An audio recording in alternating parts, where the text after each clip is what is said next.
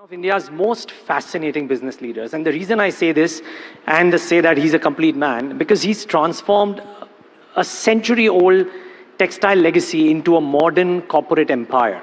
Gautam Singhania has just pulled off a transformative corporate restructuring, splitting a large conglomerate into 3 independent powerhouse businesses, and with more to come, I presume, if I'm not wrong.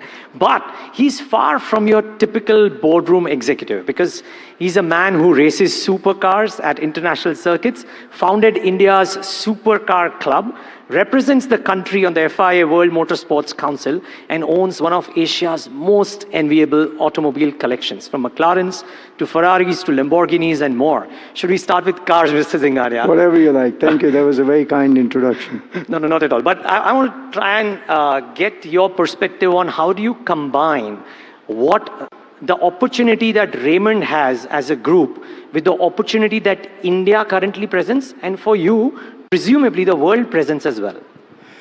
So as you know, Raymond is probably the only company in the world that sells for 3,000 times in price point. We go from 300 rupees a meter to 10 lakh rupees a meter under the same brand. And there's no brand in the world that can do this. Nokia had to do Vertu, Toyota did Lexus, Ritz did Four Seasons. And as a company, and we were talking earlier, you said we are in the luxury space. No, we're not. We're in the belly of the market. 99% of our business is in the belly of the market. So if you take lifestyle, this is the India. I mean, everybody grows up and gets married in a Raymond suit. And you're right, we turned 100 years old a month and 5 weeks ago.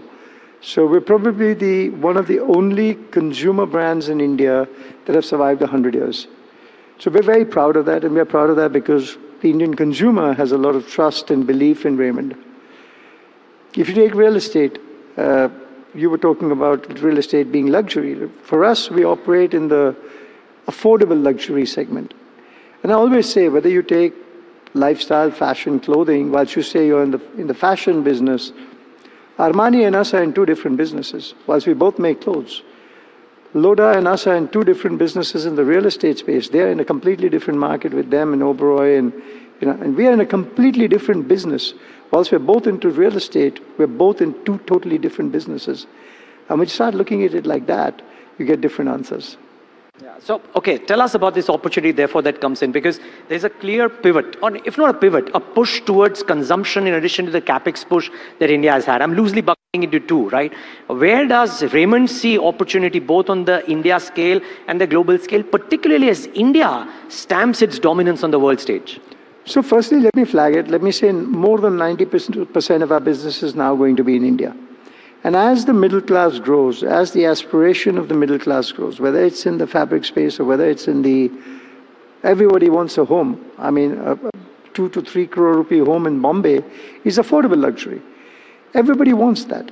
If you take the global space, today there's a gravitas to wanting to manufacture in India. With the Make in India, which Modi ji has done, he's taking momentum. You see the Google announcement in Vizag. Today there was another big announcement.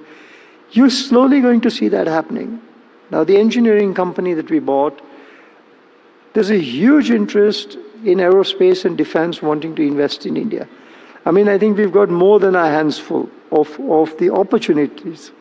Now, it's really a question of how you can convert that opportunity into reality. Will it happen? The answer is yes. How long will it take? It's anybody's guess. So I'm very, very bullish on the international opportunity towards India. You've got the disruptive things like Trump, which is very controversial. I don't want to comment on that because that's a whole day's discussion. But as consciously as a company, we have taken the decision that we don't want to operate in the US.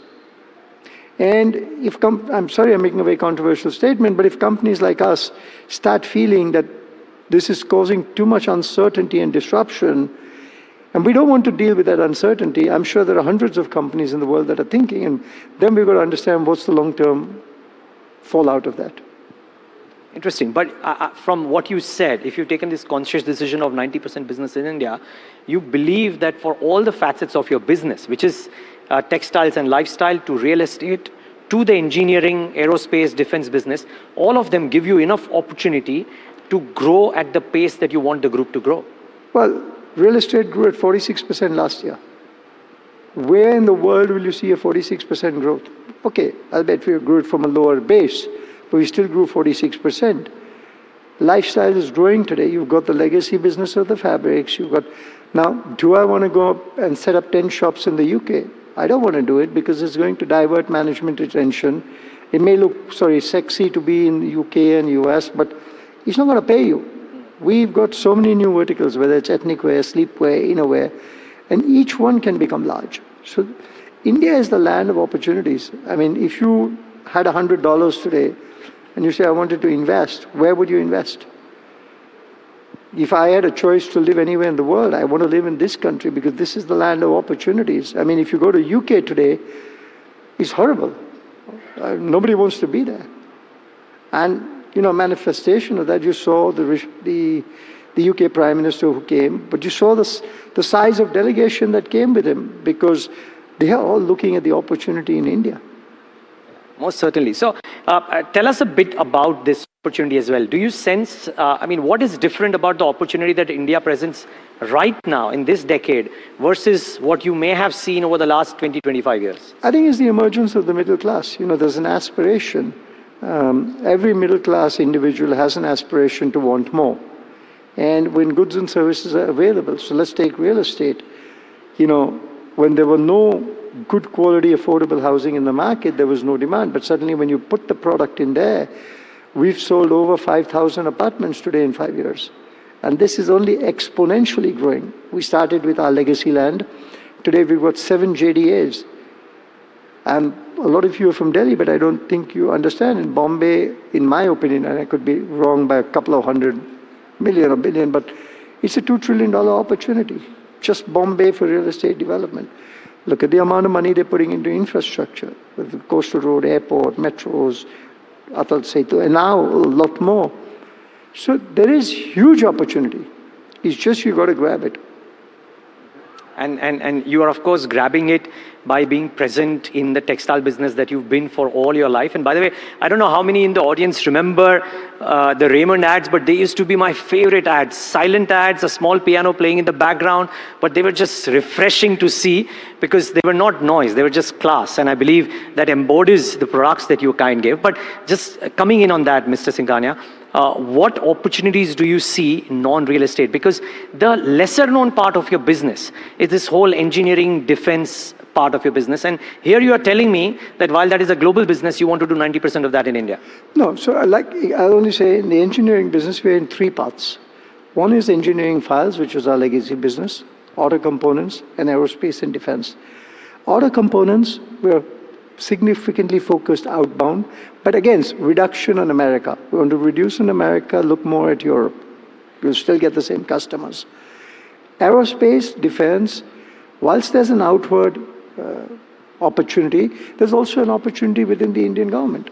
And if you can bring new technologies, forward-thinking products, and we're working on a host of products that, I couldn't even spell 1 year ago, but I was sitting with a company yesterday talking about unmanned overwater drones, underwater drones. There's so much stuff going on.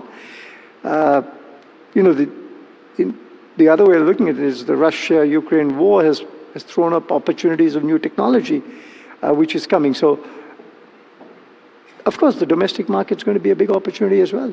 Yeah. And when you talk to a lot of these global companies, whether in your traditional businesses or the new businesses, is there a desire to do business in India in a big way? I know there is this bit of a tariff unresolved issue between India and the US, but are companies really wanting to... I think it's more than you and me can even dream of. Sorry, come again? It's more than you and me can ever dream of.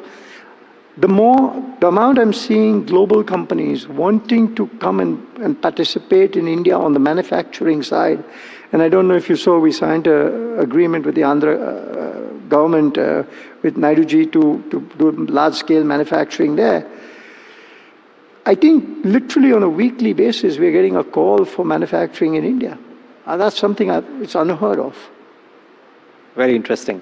Okay, from business to the other things, right? And I couldn't let you go without talking about cars. I'm sure a lot of car enthusiasts out here. And, everybody's trying to figure out what is it that we look for in the next car, the features, etc. Now, you have the finest cars that anybody can think of having. When you are looking out to go and buying your next car, what is it that you look out for in the car? It really depends on what I'm looking for. I mean, am I looking for a vintage? Am I looking for a classic? Am I looking for something that I don't have? In the vintage world, there's so many cars that are there. I genuinely believe, I've also got a restoration shop. We're the best restoration shop in the world today. We can restore a car fastest in the world. We're bringing history back to life. I mean, so let's talk vintages. We'll come to Supercar. And that is a finite supply. Now, let's not look 1 or 2 years from today, but let's look, say, 50 years from today. I've got many brands that are lost in history. And they're only going to, there's a preservation of history that goes on there. If you take today, I've got a 1903 miniature Velox, only one surviving in the world.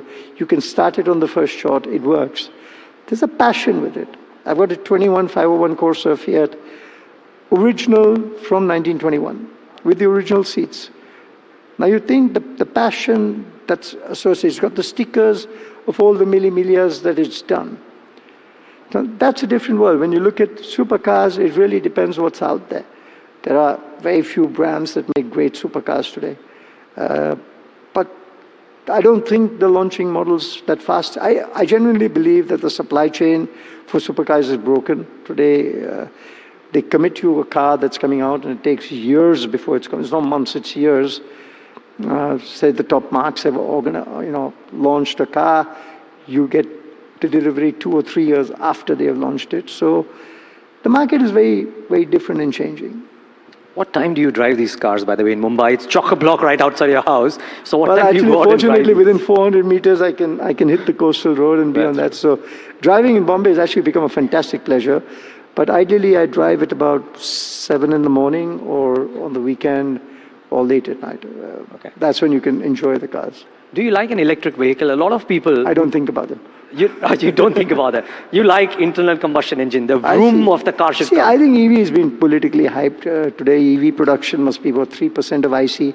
I think there are 3 million EVs being made in the world against 100 million ICs, something like that. So, yeah, I mean, it's okay. It's a toy. I had a battery-operated car when I was 4 years old. So why are we talking about EV today? My little go-kart was EV. Okay, that's an interesting comparison. Tell us a bit about the Supercar Club, because I mean, also I might be mixing an apple and an orange here, but I remember back in my college days, F1 was really big. I don't know if it's still as big, and cars are not as big a deal as in racing cars, motorsport. Maybe I'm wrong, but at least in my circle, it is not as big a deal as it used to be in the past. Am I correct? No. So you're talking about the Supercar Club. The Supercar Club was formed in 2008. I used to find when I used to take my car out, everybody used to like to look. And I genuinely believe that, exposure creates demand, exposure creates motivation to buy. And that's how the Supercar Club was formed. It was a group of people who enjoyed cars, who talked cars. It's like any special interest group. And I think over the last 17, 18 years, it's grown into a very large club. We had our last event this year, and I was shocked. I mean, we had 250,000 people that came to the show. We had 69,000 reposts on Instagram. And I think we got something like 500-600 million views on the event. But every kid was there because it was open to the public. Every kid was there with his camera. And I can guarantee you every kid there was saying that when I grow up, I want to buy a Ferrari. I want to buy a Lamborghini, I want to buy an Aston. And that exposure creates motivation. I saw my first Lamborghini when I was 9 years old, and I still remember where I saw it. And I said, one day when I grow up and make my money, I'm going to buy a Lamborghini. And these things become very, very motivational. I mean, it was really funny, I shouldn't say that, but we had the chief minister, and I bought a rickshaw there for him, and chief minister was driving the rickshaw. And it was really nice to see the chief minister drive the rickshaw. Not Mr. Fadnavis, deputy chief minister, I'm talking about Mr. Shinde. So cars bring people back to their roots and what they like. So it's great fun to get the like-minded people out there together. Yeah, most certainly. But I still have the part two of my question, which is that I'm guessing you're a car enthusiast. You must be a motorsport enthusiast. I am. Do you think India's scaling up on the motorsport world scale is kind of coming off a bit, or do you think there is room to The problem go? is, if you want to be on the global scale for motorsport, you should have a country that's got an ecosystem for the sport. For example, India's got an ecosystem for cricket. We play cricket in the gullies, it's part of lifestyle. Motorsport is not practiced here. Today, we probably got 5 license holders from India. UK's got 70,000 license holders. So the whole grassroots system, if you take Naren Karthikeyan, Jehan Darwala, Kushmani, all have had to go to live in the UK ecosystem to develop. My daughter is an equestrian rider. She lives in Belgium because the ecosystem for riding is there. The ecosystem is not here. So you have to be part of that ecosystem to survive. It's not that I can go racing every weekend in this country. I can go racing every weekend in the UK, whether it's the UK, whether it's the continent, wherever it is. Well noted, Mr. Singhania. But on that note, we hope that the new Samvat ushers in a lot more for a lot of businesses you are doing, for the country and maybe for motorsport as well. But thank you so much for joining in on this August gathering and sharing your views. Really appreciate it. Thank you. A round of applause Thank you. for Mr. Gautam Singhania of the Raymond Group.